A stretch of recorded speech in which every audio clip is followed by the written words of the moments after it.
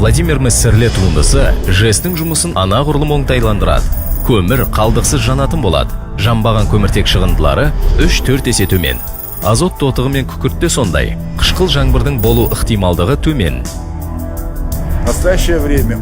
Қазіргі таңда электр және жылу энергиясының 85%-ы Қазақстандағы көмір тозаңды ЖЭС пен қазандықтарда өндіріледі. Біздің технология энергетикалық көмірдің жағу тиімділігін 2-3 есеге арттырады және атмосфераға зиянды қалдықтардың шығуын 40-50%-ға төмендетеді.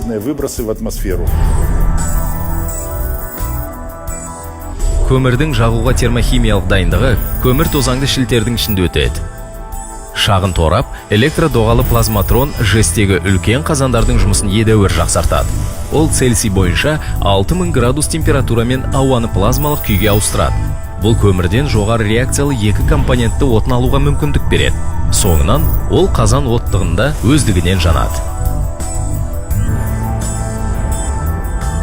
Плазматрон мен көмір тозаңды шілтер конструкциясының өзгеруінің арқасында отынның жану энергиясы арта түседі. Бұл процестен мазут алынып тасталынады. Бұл 7 мемлекетте сынақтан ойдағыдай өткен.